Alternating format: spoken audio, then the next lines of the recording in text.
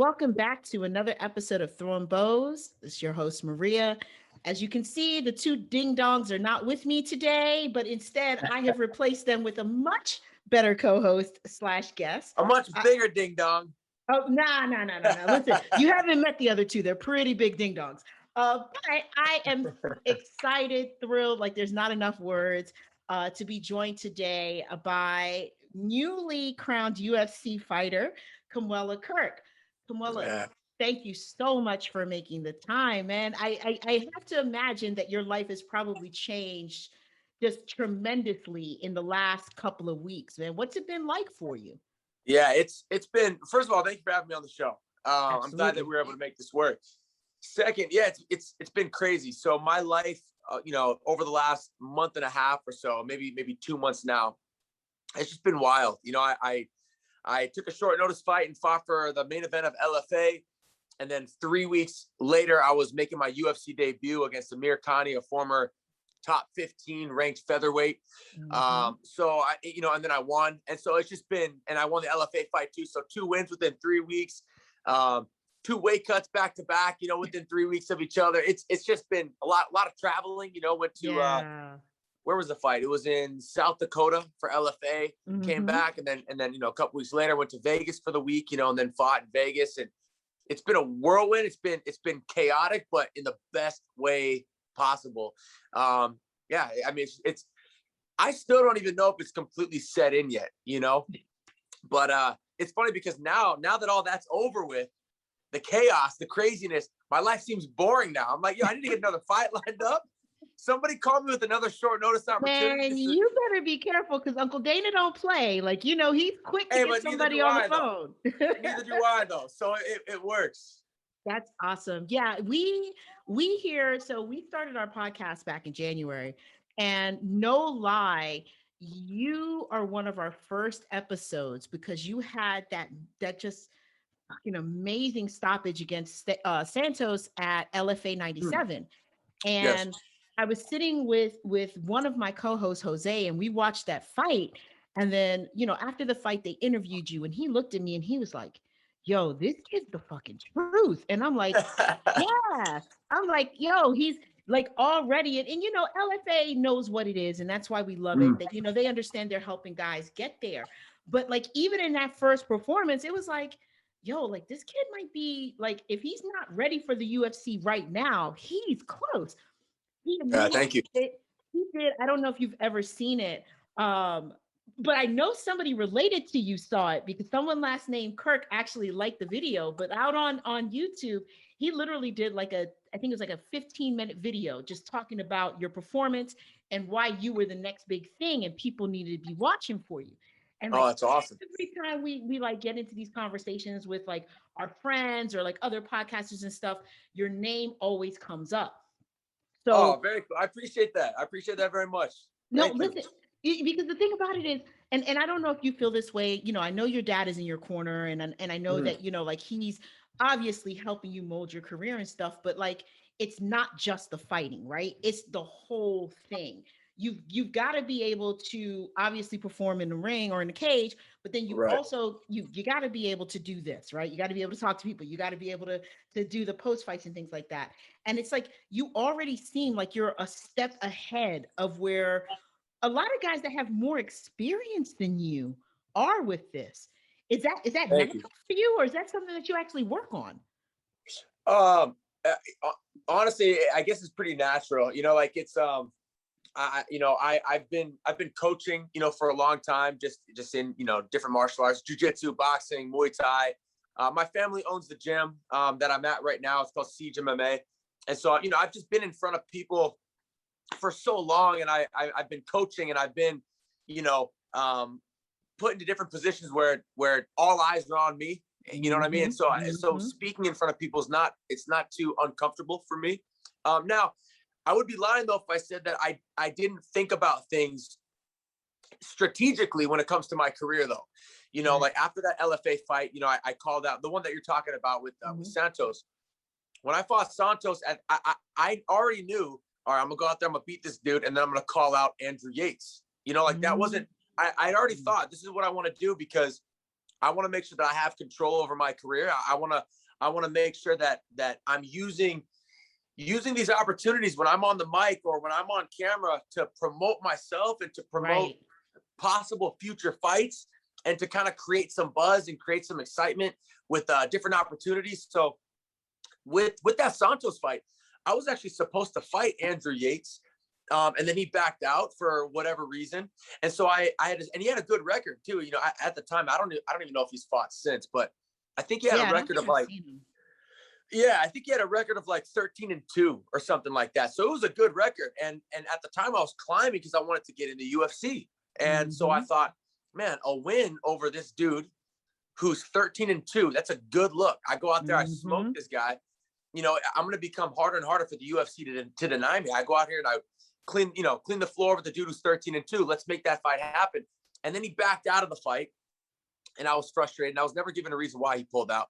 So after that fight, going into it, I knew, hey, I'm going to win this fight. And in my interview, I'm going to call out Andrew Yates, try to put a little heat on him, a little bit of pressure, create some buzz, get other people talking about it. And then hopefully I'll put the pressure on him so he feels like he has to accept. Right.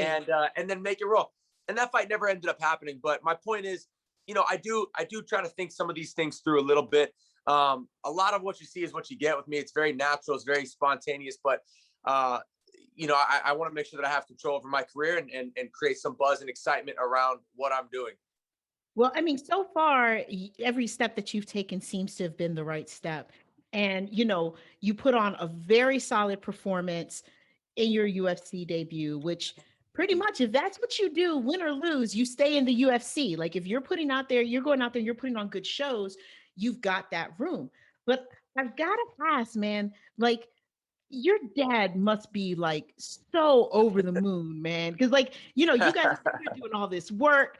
You know, I'm sure the only person that may be a harder critic of you is probably your dad. And I speak of this as a parent. My sons all wrestled, and you know, all the kids. Oh, so you get it. Oh yeah, man. Listen, all the other boys loved me to death because I was always there. My boys were like, "Mom, shut the fuck up already!" Like, exactly. Stop telling me to switch. I know what I got to do. Like, you know what I mean? But like, 100%. There's this thing with your parents when you're a kid. In fact, this actually happened with my dad and I when I was like 7 or 8 years old. I was training, and my coach or my dad kept telling me to do something. Kept telling me to make some adjustment. Hey, dude, when you do your arm bars, you know, you got to make sure I don't know. I don't even know if it was an arm bar. I'm just giving that. Yeah, but it was something, right? It was something, some little tweak to a technique that he wanted me to do. And every time I was like, yeah, okay, all right, yeah, dad, all right, I got it. But it was always in one ear, out the other. And then finally one day my coach told me the exact same thing that my dad had been telling me for weeks. And I was like, whoa, hey, you're right, coach. Thank you. My dad's like, dude, I've been telling you to do that for weeks, man. Like, what's taking you so long? But there's something when you're a kid, it's like, hey, listen, your parent, your dad, that's coach. You be my parent and let them coach me. So there's this, you know, so it sounds like you understand it's kind of a similar relationship with you and your boys. But over time, you know, when you get older, that changes. And my dad's very proud. My dad's my best friend. We're so close. We're very similar in personality. So we understand each other. He understands my thought process, and you know, he knows when to give me space. He knows when to be there to motivate me. I mean, he's just, I can't imagine fighting without my dad in my corner. And that did happen one time because of COVID. I was only able to have my head coach, Santino DeFranco. But in every other fight that I've ever had, you know, from the time I was an amateur, and for every other fight that I'll have from here on out, my dad will always be in my corner. Yeah, I think, you know, I think it's one of those things where, like, if you don't have that relationship, because, like, you know, my husband coached our boys, and he was like one of the assistant coaches for their high school team and stuff, and we were always there. And I feel like as a fighter, if you didn't have a parent that was involved, it's so hard to understand. Like Habib saying, "I'm walking away, like I'm not doing this without my dad here. You know, my mom doesn't want me to do it." Yeah. Like, there are people that are looking at him like he's fucking crazy. And as soon as he said it, I completely understood it. Like, there was never a part of me that was like, "Oh, that's fucked up." Like, nah, I get it. Oh yeah. And I get it. I mean, I completely get it too. Yeah. Oh yeah. I get it. I mean, I can't imagine not having my dad. I mean, I can't imagine not having my dad around through fight camps, through the fights, after the fights, reflecting, win or lose. You know, I mean, I mean, and we've been tight forever. I mean, I started competing in jiu-jitsu when I was 7 years old, and my dad and I would travel to California and go do tournaments and go to Vegas. And, you know, he was always my ride. He was always the one taking me to the gym. I mean, we've been doing this. My dad introduced me to jiu-jitsu when I was 4 years old because he was watching UFC 1.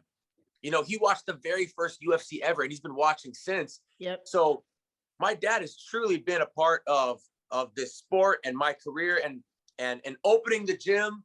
This is all my dad. I mean, of course, my mom supported him, but this was his vision. This was his idea. And so I can't imagine not having him a part of that. I mean, that would change me drastically. So I understand where Khabib is like, man, I you know, I'm gonna get this, you know, last fight in. That's gonna be it. I don't really want to do this without my dad. It's not the same. You know, I understand that. Yeah, and I would imagine for you, like you're in the beginning of your career, really. I mean, like you've been a pro for a minute. You know, we're not gonna take anything away from that, but like you just got into the UFC. You, for all intents and purposes, we're planning on a long UFC career. But you, like Khabib, have that advantage that like you come from a family that coaches. You coach. Could you see yourself maybe when it's all said and done, when you're actually done inside the octagon, maybe moving into some coaching? Yeah, I do. I do a lot of coaching now. I'm in, you know, pretty much all of our fighters' corners, you know, when they're fighting. I'm not 100% sure yet. You know, honestly, I have a lot of big goals. There are a lot of big things that I want to achieve in my MMA career. And then I also want to use the connections and the networking that I build through MMA to, you know, start other businesses, or absolutely maybe get into acting one day or something, you know, just kind of see where things go.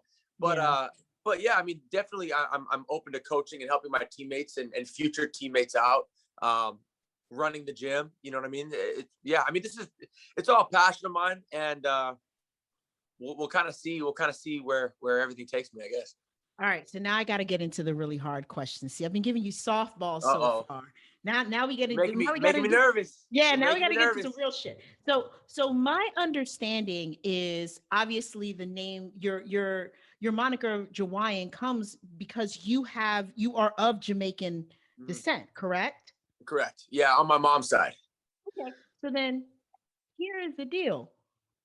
Where is your favorite food? Is it on the Hawaiian side or is it on the Jamaican side? Hawaiian side, hands down. Really? Hands down. Yeah. Kalua pork and chicken katsu and just, I mean, yeah, no, it's without a doubt the mac salad. Yeah, no, it's without question. And I'm sure it's a lot more unhealthy too. The unhealthy food is always the best tasting food. And Hawaii's got some unhealthy food, but it's the best tasting. The first time, because my uncle was stationed in Hawaii when I was a kid, you know, we were all military brats. We were on one side, they were in Hawaii, and my cousins came back talking about fucking spam burgers. And I'm looking the spam at them, musubi, yeah. I was like, that shit's gross. And then I tried it and I was like that shit is not gross. This smacks. It's the best. I mean, the manapuas, the malasadas. I mean, it's all unhealthy. It's all horrible for you, but I'd have it no other way. And that's all I ever want to eat. You know what I'm saying? It's my favorite. I love it. So see, that means that now at some point, because I know the UFC is talking about eventually opening up a performance center in Puerto Rico, and I'm Puerto Rican. You want to talk about some unhealthy fucking food. Wait till you go to Puerto Rico, because everything is deep fried. Count me in. I'm there. Totally seasoned. Like I tell people all of the time, like the way that we do our pork, because we'll do like this fried pork, and it's just it is literally a heart attack waiting to happen, and it's the most amazing thing ever. The only two porks that I've ever had that come even close, are Kahlua pork and there you go. And Filipino lechon. Only two types of pork that flavor-wise, just everything come close. But it's like, like if you're an islander and you don't eat pig, I feel so bad for you because it's amazing. Oh my gosh. Yeah. I mean, it's one of the biggest reasons why I could never be a vegan. You know, I can't give up the pork. I can't do it. But it's so funny that you just mentioned the heart attack, you know, the Puerto Rican food, because I just had a conversation with one of my teammates the other day. And I was telling him, when I'm out, when I'm in camp, I'm incredibly disciplined with my diet. I mean, like Mm-hmm. to the point where I won't even have a bite. I won't even sample unhealthy foods because I just stay away from it entirely. Mm-hmm. So incredibly disciplined. When I'm outside of camp, though, I eat anything. And I mean, the reason why I asked you if we could push this back 10 minutes, I made an Arby's run. I was starving, but I told my teammate the other day, I'm like, dude, when I'm outside of camp, if the risk of heart attack isn't there, I don't want that food. Right, I right, don't want that food. It doesn't excite me. right. It's not the flavor is missing. Something's missing. I need risk. You know what I'm Mm-hmm. saying? I need risk. So I feel you on that. No, absolutely, man. Like the next time when the UFC comes east, and if you're on that card and you are fortunate enough to either be down in Florida Mhm. or like DC, because I'm in the DC area, you can get some decent, you don't get as much Puerto Rican food, but you get really good Dominican food here. But Okay. definitely if you go up to New York, man, as soon as that fight's over, just hit up a bodega, ask them straight up for some pork. It'll change your life, or it won't. You're just gonna feel at home because you're gonna be like, "Yep, I can feel the arteries It clogging." just make me happy. Just make It you just happy. satisfy me. So listen, it was kind of interesting that you said something about, when you're done, like you might want to look into acting. I definitely think that's a good look. I mean, obviously you're easy on the eyes. There's no question about that. You carry yourself well. Not me, but If you can get past the ears and the crooked nose, I guess. But thank you. no, listen, that's what camera angles are for, man. You'll be fine. That's You'll true. be And fine. some filters, lighting, angles, Exactly. filters. Yeah.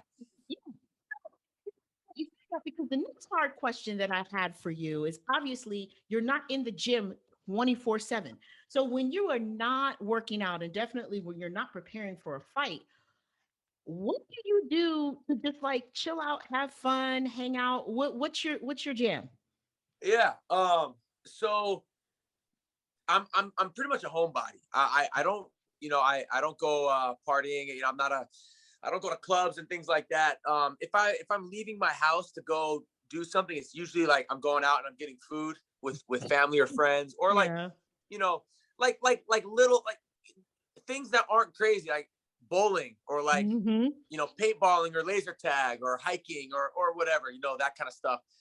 When I'm at home, I enjoy playing music, some guitar, things like that. And I really like to paint, actually. That's kind of like a recent hobby that I picked up, about 2 years or so ago. I'm a big fan of art, and there are artists that I like. And then one day I was like, man, I want to try paint. I want to try to do a painting, myself. And so I just started like, messing with some drawings and then painting. And I did like a Ninja Turtles painting for my first one. And Nice. over time, I've done like a bunch of others. And now my goal is actually to fill up one of my bedroom walls, like top to bottom, basically with just my own paintings of No like famous shit. different like cartoon characters and things like that. Yeah, so that's kind of, I enjoy doing that as well. But yeah, most of my time is either at the gym or at home, and I don't really venture too far out. I'm a homebody. So wait a second, because you said cartoon characters. Are you Yeah. an anime guy or is it just like the traditional American stuff? What are you into? Yeah, so I'm not really an anime guy, but after I started doing a couple paintings, people started asking me to do commissions, and a lot of the Mm. commission pieces that people asked me to do were anime characters. Hmm. So they'd be like, "Yo, can you do this like Naruto?" I think that's how you say it, Yeah, Naruto. Naruto. Naruto. Yeah, are you an Yeah. anime fan? So yes and no. I'm not heavy. I'm just a big ass nerd. So everything for me is like Star Wars, Marvel. Like I legit have I a did a whole Baby Yoda painting ass. actually. Yo, is it for sale? Because I may need to get that off of you, man. I may have to get that Maybe, off of you. maybe I'll have to send it over to you and see if you like Yeah, it. But yeah, for sure. But no, like I have like a whole ass like Harry Potter sleeve. Like I'm a big ass oh hell nerd. yeah, hell yeah, But I am into a little bit of anime, but that's why I asked because a lot of guys like you, it's like gym home. But when they're home, it's like I'm into this, or I watch a ton of movies, or right, like I'm playing Xbox or PlayStation or what have you. And right. it's like you're the first guy I've talked to that's like, yeah, I like to paint. That's really fucking dope. No, that's cool. Yeah, I'll have to send you some of my paintings after this Yeah. interview. But But yeah, Sure. yeah. So I'm super go with the flow. I mean, there have been times where my friends would hit me up, be like, "Yo, you want to go to California, dude? I'm down. When do you want to go? You want to go tonight? All right, I got nothing going on tomorrow. Let's go." So Right. super spontaneous, go with the flow, laid back, and really, I'm just down to hang out with my family and friends and take it easy, cruise. You know what I mean? Yeah, because I gotta believe that like that having that balance helps with your career, right? Because when you have that go with the flow, kind of real chill, way that you are outside of the cage and outside of training, that means that you can take all of that energy, that aggression, that like hyper focus and put it into what you're doing, in the gym and in your fighting. So I have to believe that it gives Yeah. you a really good balance. 100%. I think you just said it perfectly. Yeah. I mean, I don't even really have too much to add to that. I think that I'm hyper focused, incredibly driven, ambitious, motivated, and I use that in the gym to help me, become the best that I can be. Mhm. But then outside of that, that's when I can relax. That's when I don't take things so seriously and just enjoy my time. You know what I mean? Yeah, for sure. So obviously you got to do a lot of running. I'm sure you're listening to music when you do that. What's on your playlist when you got to start working out, when you got to run? That's funny that you asked me that. I just had a similar conversation, but I listen to everything. I mean, like everything except for heavy metal. I'm not a big heavy metal guy, Mhm. screamo guy. I know some people they they're all about that. For me, that doesn't really hype me up. It annoys me kind of actually. I'm like, yo, I just don't like it. Yeah. Um, anyways, and then I'm like, yo, how do these guys like not lose their voices after a song, like a single, It's so whatever. insane. But I listen to everything. I listen to a lot of like Hawaiian, Jamaican, Jawaiian music. That's actually Mhm. where my nickname. It's Jamaican Hawaiian, but it's actually a style of music. It's called Jawaiian Oh, music. It's basically Hawaiian music with Jamaican influence. So that's huh. actually yeah. So my dad and I were in Hawaii, the whole family, but we are listening to the radio and they're talking about Jawaiian music. And my dad called me Jawaiian boy because the Jamaican and Hawaiian, and, Right. and, and it And stuck. just So it's stuck. actually yeah. So it's a genre of music. So I listen to a lot of Jawaiian music. Um, but I mean, like honestly, like everything from rap to if there's a song on a Disney soundtrack that's a banger, I got that on my playlist. Like it doesn't matter if it's good music, I'm listening to it. Period. Yeah, I literally had a conversation with somebody a couple of days ago. We were talking about Disney movies and Disney Pixar movies, and Coco came up. And there it was like damn near a whole ass argument, like, yo, that entire soundtrack slaps. And if you don't have Coco in your iTunes, something is wrong with you because that shit slaps. And she's like, you are a old ass woman. What are you talking about? I'm like, Yeah. What "Listen do you mean, to Coco? music." I gotta go watch. I actually haven't seen Coco, so now I feel like I'm Oh, missing out. Now I gotta go yo. watch the movie and listen to the soundtrack. Yo, it's so good. And then the way that they did it, like they've got obviously the English version, but they went Mhm. ahead and they also recorded it in Spanish with an all Spanish speaking cast and did Is all the that the one songs. with Miguel? Remember Me? That's Coco. Yes, yes. Okay, I haven't seen the movie, but I have that song on the playlist. I heard that Yo. song I was listening to Miguel, and then that song randomly came on. I was like, "Yo, I never heard this song before." And I looked, and it was from the movie Coco. It was called "Remember Me." I'm like, I like it. Added it to the gym playlist. Yeah. Yeah, no, the entire soundtrack is just amazing. I will tell you though, like if you don't like getting emotional, feeling a little waterworks, might not want to Stay away. might want to stay away. But if you're okay with feeling just like, maybe getting a little dust in your eye, Yeah. fantastic movie. Probably one of the best movies they've ever made. If, Like if it's if so I'm good. if I'm in the mood to get moved, you know what I Right. mean? You On a you deep know what level. you Okay. feel. There it is. Yeah. There it is.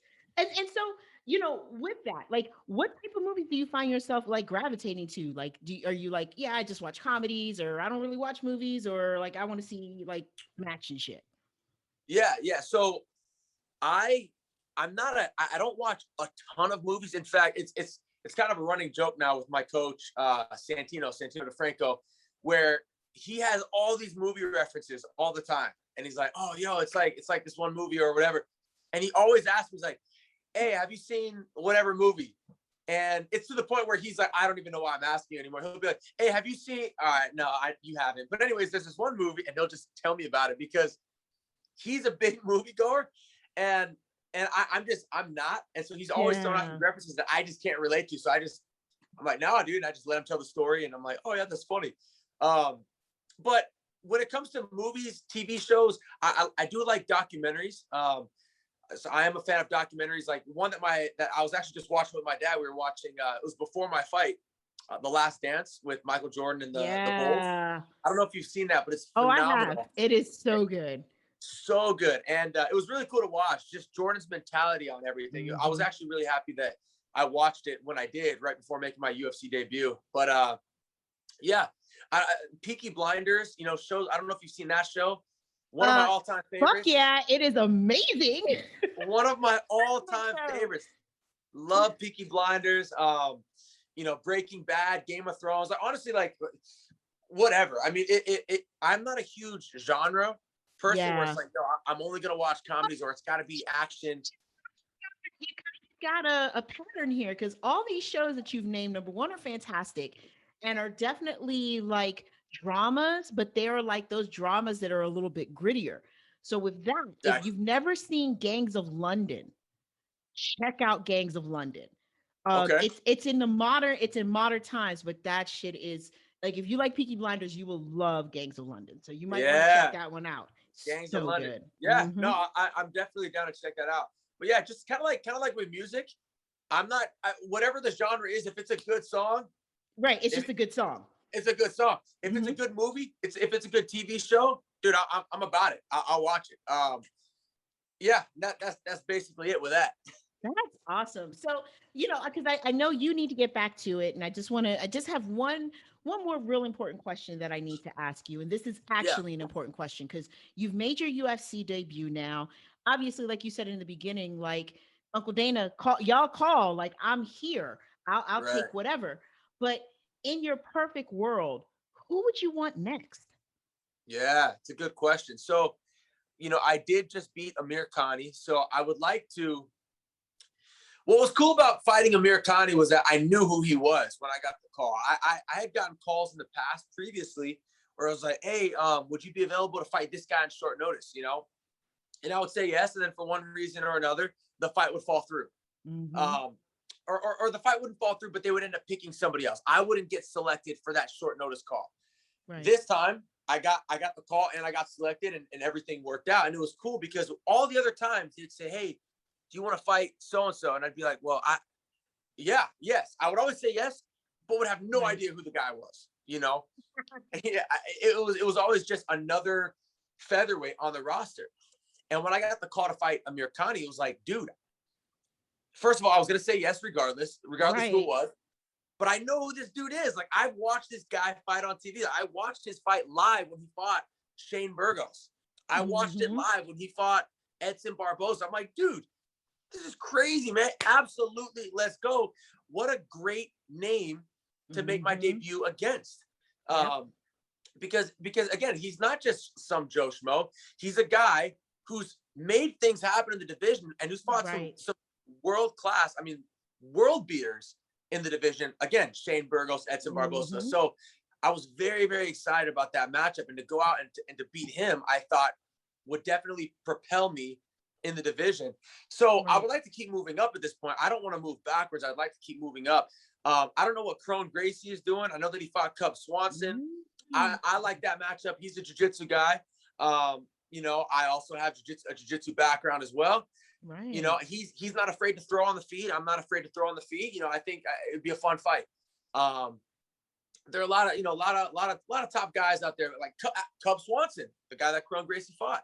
I think he'd be another fun matchup as well. But there are these people that I want to make sure that I'm climbing in the division and I'm fighting the right people that will continue to eventually put me in the rankings. And then, other guys that I can fight and beat where I can climb the rankings and then eventually fight for the title. Yeah. So that's what I would like to do. Yeah, let's say, because with the two guys you named right there, like stylistically, those would be such entertaining fights for the fans. Exactly. And that's the other thing as well. Yeah, that's exactly. Yeah, I think that a lot of guys, and it was so funny that you mentioned about having a name. Like, I was talking to Lance Palmer yesterday, And he was Mm. kind of saying the same thing, that like it's hard to get excited for a fight when like your family doesn't even know who the hell this guy is that they're putting in front of you. Like, who is this person? Like, yeah, I'm gonna go and fight. I'm gonna get that coin, but like, who the fuck Yeah, is yeah. this? And so Right. it's so important. But guys will get caught up in that and not think about the stylistic matchup, and then end up getting caught, right? Because then they Hmm. focus on the name and not thinking about how that person stylistically matches up against them. So to me, it sounds like you got the right plan, because two good names, also two guys that from a style perspective are going to make sure the fight is exciting, and Exactly. that you are going to clearly be competitive in. Like, you can win those fights. So Oh, that's, absolutely. yeah, Absolutely. that's so And smart. you're 100% right. Like I wouldn't want to call out someone who stylistically they just want to take you down and hold you the Mm-hmm. whole time, or they just want to pin you up against the cage and they want to eke out a decision. You know, I'll put it like this: I don't want to fight anybody who goes into a fight expecting to win by decision. Right. If you're going Right. into a fight and you're thinking, I'm gonna go out there and I'm gonna beat this guy by decision, I don't want to fight you. I want nothing to do with you. I want to fight somebody else who's coming at me trying to finish me, whether it's submission, knockout, because that's what I'm trying to do to them. And if you get Right. two people with that mindset, it's gonna be an exciting fight. It's Always. gonna be an exciting fight. So that's the goal, and that's why I called out, or right now, that's why I called Mhm. out Prone and And Cub, Swanson. because Yeah. yeah, because both exciting guys, both guys were gonna bring it, and both guys were constantly gonna be looking for the finish. So you get two people in the mix like that, and you're gonna see fireworks. You know what I mean? It's a recipe for fight of the night. It's a recipe for That's, excitement. yeah, It's a exactly. recipe for that bonus at the end. So Exactly. Exactly. Man, listen, we are from this tiny little podcast. Like, we are so happy for you, and we're so thank you. excited to see where you go, because, again, doing everything that you just said is how we discovered you. And honestly, part of the reason that we really started focusing in on watching LFA, and we haven't been disappointed since, because like that was legit the first LFA I had ever sat down and actually watched. And I was Awesome.